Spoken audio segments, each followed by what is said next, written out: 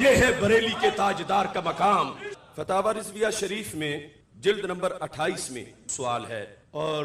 ہر لحاظ سے وہ بڑا اہم ہے، اور اس کے جواب میں عوام کے لیے تو روشنی ہے ہی، خواص کے لیے بھی، مفتیان کرام کے لیے بھی، فتویٰ لکھنے والوں کے لیے بھی، تقریر کرنے والوں کے لیے بھی بہت بڑی سوغات موجود۔ اعلی حضرت رحمت اللہ علیہ سے پوچھا گیا، زید کہتا ہے کہ چونکہ حضرت علی المرتضی رضی اللہ تعالی عنہ نے 8-10 برس کی عمر میں اسلام قبول کیا اور اس سے پہلے کبھی دامن پاک آپ کا نجاست شرک و کفر سے آلودہ نہیں ہوا، اور حدیث شریف میں ہے کل مولود یولد علی الفطرہ، کہ ہر بچہ فطرت اسلام پر پیدا ہوتا ہے۔ یہ حدیث دلالت کرتی ہے کہ کل بچے کا دین اسلام ہے، لہٰذا ہم کہہ سکتے ہیں کہ جناب علی المرتضی رضی اللہ تعالیٰ عنہ ہمیشہ سے مسلمان تھے۔ یہ زید کا قول ہے، ہمیشہ سے مسلمان تھے۔ عمر کہتا ہے کہ جب حضرت علی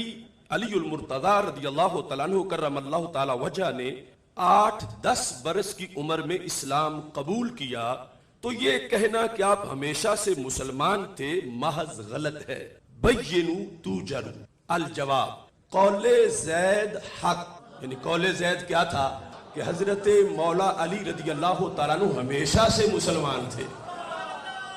قول زید حق و مقبول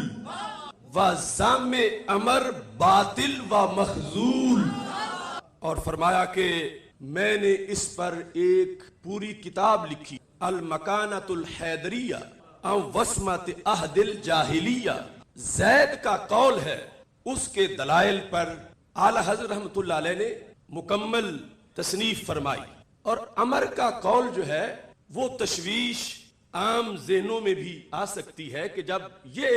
کہا جاتا ہے کہ 8 سال کی عمر میں اسلام قبول کیا، اور یہ آج سے نہیں، یہ تو شروع سے سیرت میں ہے، حدیث میں ہے، تراجم میں ہے کہ یہ قول اسلامی لٹریچر میں موجود ہے کہ حضرت علی المرتضی رضی اللہ تعالی عنہ بچوں میں سب سے پہلے اسلام لائے۔ تو عمر کا یہ ذہن ہے کہ جب وہ ہمیشہ سے مسلمان تھے تو پھر قبول کیا کیا؟ یا تو پھر یہ ساری تاریخ غلط ہونی چاہیے، سارے لٹریچر کی غلطی ہونی چاہیے، اور یہ بڑے بڑے ائمہ صحابہ تابعین سے لے کر یہ ان تک بات پہنچے گی۔ تو اعلی حضرت رحمت اللہ علیہ نے ترازو ہاتھ میں پکڑ کر جواب میں فرمایا کہ زید کا قول عمر کو تو لگتا ہے نا کہ اس میں بڑا غلو ہے کہ ہمیشہ سے مسلمان تھے۔ فرمایا ہاں مجھے زید کے قول پر اعتراض ہے تھوڑا سا۔ کون سا؟ کہ اس کے قول میں ایک بات قابل گرفت ہے۔ کون سی بات؟ فرمایا ہاں عبارت زید میں یہ لفظ قابل گرفت ہے کہ ہم کہہ سکتے ہیں کیوں؟ فرمایا اس سے بوئے ذوف آتی ہے، یعنی اس نے یوں ذکر کیا جیسے بڑی مشکل سے یہ رستہ بن رہا ہے اس بات کا، اور کمزور سا یہ نظریہ بن سکتا ہے۔ مجھے اس پہ اعتراض ہے۔ زید نے جو بات کی وہ بات برحق ہے، میں اس کی حمایت کر رہا ہوں، مگر زید نے یہ کہا کہ ہم کہہ سکتے ہیں، اس سے بوئے ذوف آتی ہے، بلکہ یوں کہنا چاہیے کہ ہم اعتقاد رکھتے ہیں کہ حضرت مولا علی رضی اللہ تعالیٰ عنہ ہمیشہ سے مسلمان تھے۔ ہم اعتقاد رکھتے ہیں، اور صرف یہی نہیں، اگلے جملے میں فرمایا ہم بالیقین کہتے ہیں کہ حضرت مولا علی رضی اللہ تعالی عنہ ہمیشہ سے مسلمان تھے۔ اب ادھر سے عمر کا جو قول ہے وہ یہ کہتا ہے کہ پھر قبول کیا، اور پھر اس میں آگے ایریا شروع ہو جاتا ہے روافض کا۔ اعلی حضرت رحمت اللہ علیہ نے فرمایا یہ جو سوال ہے اس میں یہ بات تو برحق ہے کہ حضرت مولا علی رضی اللہ تعالیٰ عنہ ہمیشہ سے مسلمان تھے۔ آگے یہ کہنا کہ پھر اسلام قبول کیا تو اس کا مطلب کیا ہے، اور کوئی پھر اس طرف آ جائے کہ یہ جملہ ہی غلط ہے کہ انہوں نے اسلام قبول کیا۔ فرمایا جو یہ کہے کہ اسلام قبول کرنے والا جملہ غلط ہے وہ بندہ خود غلط ہے، اسلام قبول کرنے والا جملہ بھی صحیح ہے اور ہمیشہ سے مسلمان ہونے والا نظریہ بھی صحیح ہے۔ 466 صفحے میں، اس جگہ نہیں دوسرے مقام پر میں نے تلاش کیا تو اعلی حضرت رحمت اللہ علیہ نے وہ تشویش جو زید کو تھی وہ دور کی، اور ایسی دور کی کہ اگر بندہ عادل مزاج ہو تو لگتا ہے کہ ذہن کے 14 طبق روشن ہو گئے ہیں۔ آپ فرماتے ہیں کہ رب ذوالجلال نے جواب قرآن مجید سے کہ رب ذوالجلال نے قرآن مجید میں حضرت سیدنا ابراہیم علیہ السلام کی نسبت یہ فرمایا ہے، اذ قال له ربه اسلم قال اسلمت لرب العالمین۔ جب رب ذوالجلال نے حضرت ابراہیم سے فرمایا علیہ السلام سے کہ اسلام لا، اسلم یہ ترجمہ اعلی حضرت کا، اسلام لا، قال اسلمت لرب العالمین، وہ بولے اسلام لایا میں رب العالمین کے لیے، اسلام لایا۔ اب اللہ کے ایک پیغمبر سیدنا ابراہیم خلیل اللہ علیہ السلام جو منصب نبوت پہ بھی جلوہ گر ہیں، اور انہیں کہا یہ جا رہا ہے اللہ کی طرف سے اسلم، اسلام لاؤ، اور وہ کہتے ہیں میں اسلام لایا۔ یہ آیت ذکر کر کے اب امام کے لفظ سنیے، فرماتے ہیں جب خلیل کبریا علیہ السلام کو اسلام لانے کا حکم ہونا اور ان کا عرض کرنا کہ میں لایا، معاذ اللہ ان کے ایمان قدیم اور اسلام مستمر کا منافی نہ ہوا، تو جو بات نبی کے لیے جائز ہے بطریق اولا ولی کے لیے بھی جائز ہے، کہ نبی کا مقام تو ولی سے بہت اونچا ہے، اور حضرت ابراہیم علیہ السلام ان کے لحاظ سے اسلام لانا اور اسلام لایا اور اسلام لا یہ الفاظ بولنے سے بھی ان کا جو ایمان قدیم ہے شروع سے اور جو اسلام میں مستمر ہے جو کنٹینیو ہے پہلے سے ہی، یہ لفظ اس کے منافی نہ ہوئے، تو اعلی حضرت فاضل بریلوی رحمت اللہ علیہ کہتے ہیں تو پھر مولا مرتضیٰ کے لحاظ سے یہ نامناسب کیسے ہو سکتے ہیں؟ اگر وہاں ان لفظوں سے اب دونوں طرف کی صفائی ہے، وہ تشویش امر کی اور دلیل زید کی طرف سے، فرمایا جہاں اسلم کہنے سے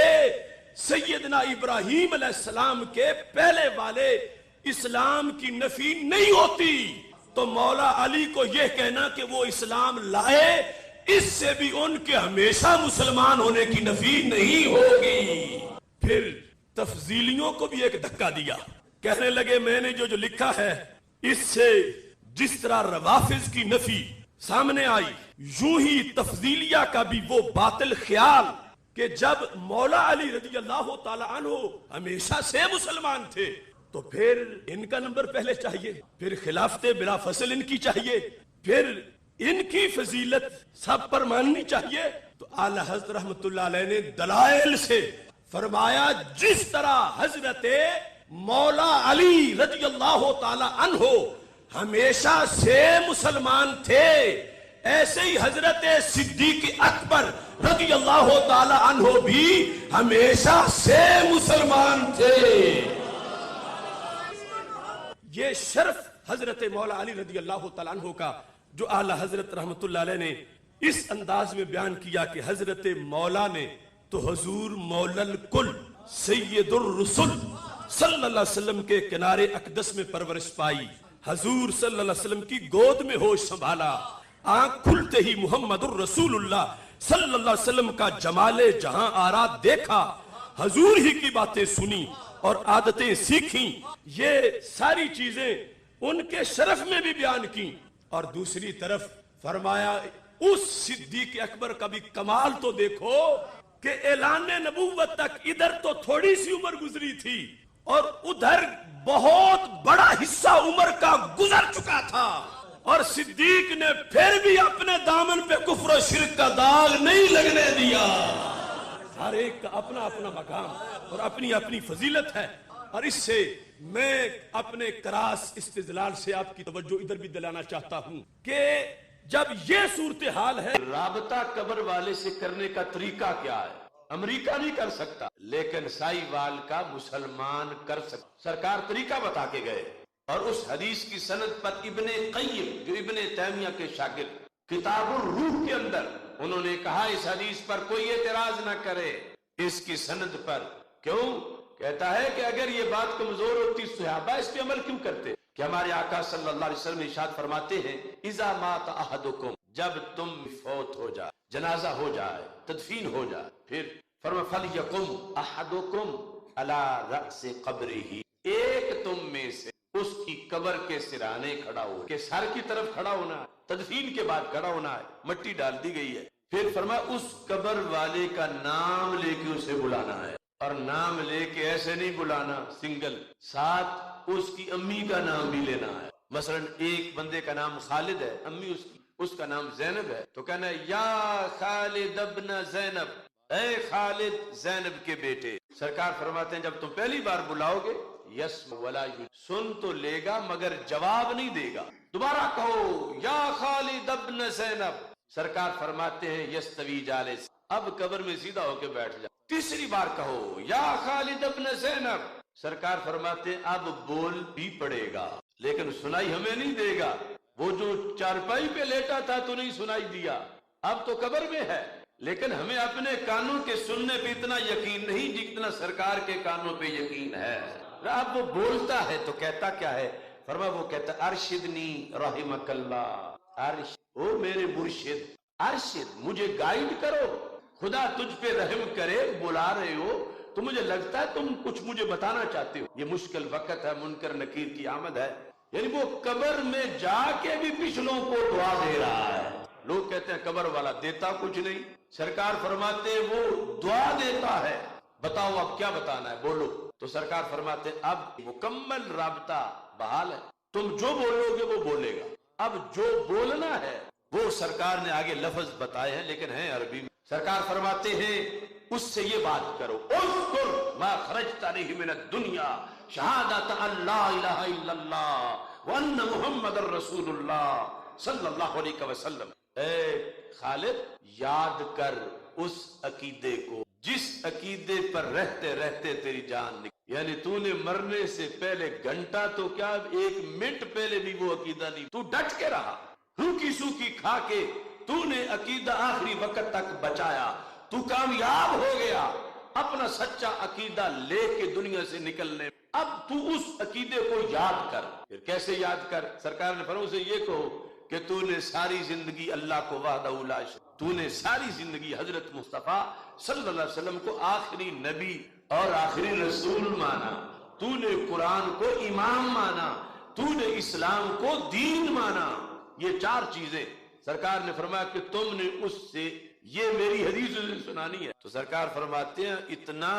وہاں جا کے باصلاحیت ہو چکا ہے، اب دنیا میں ہو سکتا ہے کہ نکاح پڑھاتے وقت اسے کلمہ پڑھائیں تو بار بار دہرانا پڑے۔ اب دو جہانوں کا فرق ہے، ادھر پڑھنے والا دنیا میں ہے جو کہہ رہا ہے کہ پڑھو، اور وہ برزخ میں ہے، لیکن دین کا کرنٹ بڑا مضبوط ہے، یہ امریکہ کے پاس نہیں،